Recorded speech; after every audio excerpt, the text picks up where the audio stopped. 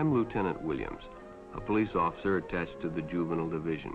I'm on my way to Monroe Junior High School to talk to a group of young people. That looks innocent enough, doesn't it? Lots of young people hitchhike. Seems like a good way to get from one place to another. But sometimes there are dangers involved that never meet the eye. Let's take the case of Jimmy Barnes. Jimmy played baseball all afternoon and he didn't feel like walking home, so he decided to thumb a ride.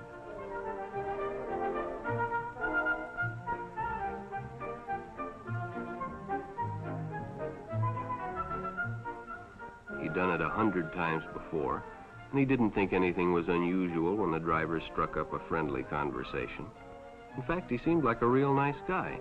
He asked Jimmy if he played baseball in the park often. Jimmy told him they practiced 3 times a week and played a rival group on Friday afternoon. The stranger was a good listener, too, and it only seemed minutes before they pulled up in front of Jimmy's house.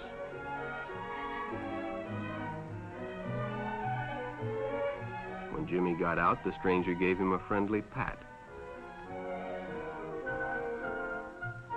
Then he told him he'd see him again, as he always drove by the park on his way home.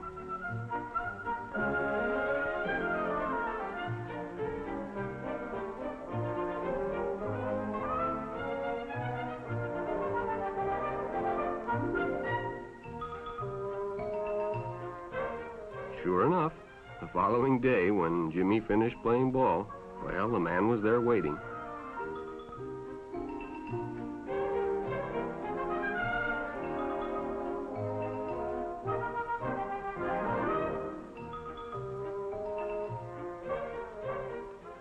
They stopped at a drive-in, and the stranger treated him to a Coke. During their conversation, he told several off-color jokes, but Jimmy had heard others before, and, well, it made him feel big to so easily win the confidence of an older person.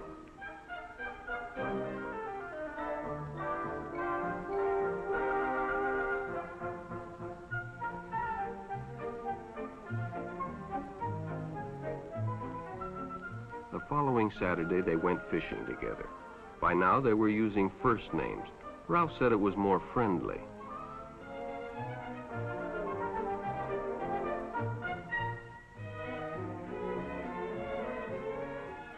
Jimmy hadn't enjoyed himself so much in a long time. Then during lunch, Ralph showed him some pornographic pictures. Jimmy knew he shouldn't be interested, but, well, he was curious. What Jimmy didn't know was that Ralph was sick, a sickness that was not visible like smallpox, but no less dangerous and contagious, a sickness of the mind. You see, Ralph was a homosexual, a person who demands an intimate relationship with members of their own sex. But by now, Jimmy felt a fondness for Ralph, and they continued to go places together. Ralph was generous and took Jimmy many interesting places and did many nice things for him. He bought presents and even gave him money, but payments were expected in return. You see, Jimmy hadn't recognized Ralph's approach soon enough. When Ralph first asked Jimmy to go fishing alone, he should have discussed it with his parents or teacher. Finally, Jimmy told his parents, and they reported it to the juvenile authorities. Ralph was arrested, and Jimmy was released on probation in the custody of his parents. But all homosexuals are not passive. Some resort to violence, as in the case of Mike Merrick.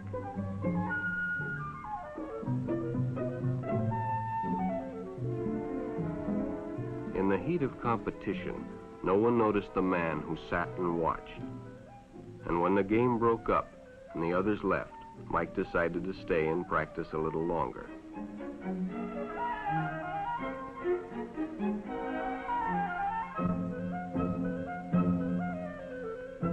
The stranger joined him.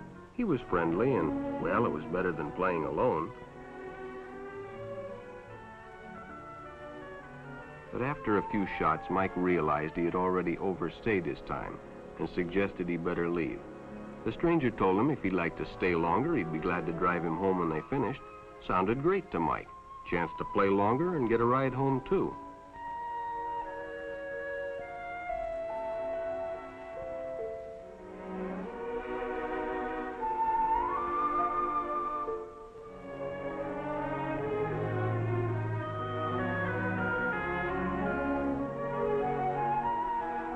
When they finished, the stranger told him he'd make a fine player someday if he got lots of practice.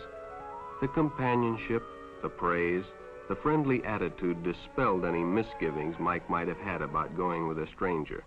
He probably never realized until too late that he was riding in the shadow of death.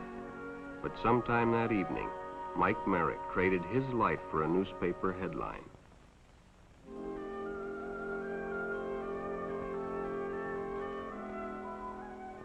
As Denny and Jerry got the papers ready for Jerry's afternoon delivery, they only casually noticed the two boys that raced by in the afternoon traffic, and they didn't pay much attention to the car that drew up shortly afterwards until the man called them over.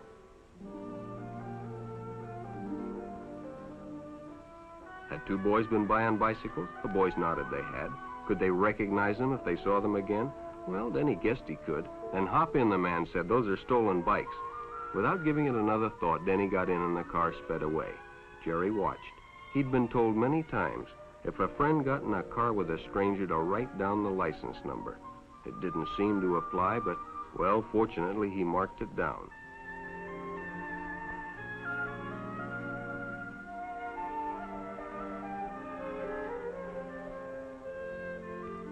When he delivered a paper to Denny's house, he asked his mother if they'd caught the boys that had stolen the bicycles. Denny hadn't returned, so he told her the story and gave her the paper with the license number.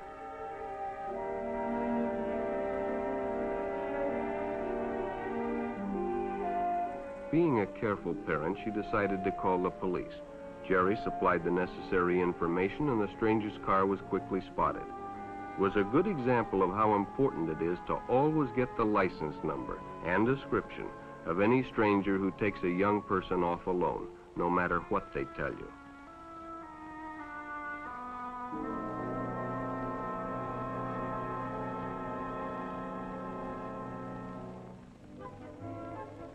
Public restrooms can often be a hangout for the homosexual.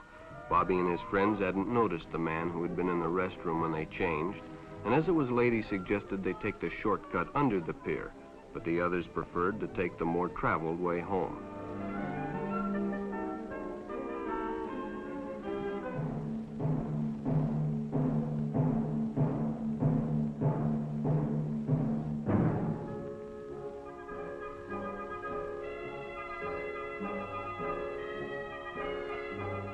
When Bobby recognized the stranger as the man in the restroom, the shortcut under the pier didn't seem like a good idea at all.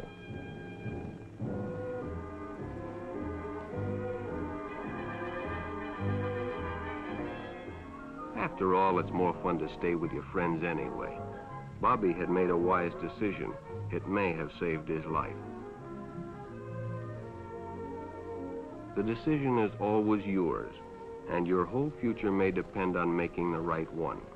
So no matter where you meet a stranger, be careful if they are too friendly, if they try to win your confidence too quickly, and if they become overly personal.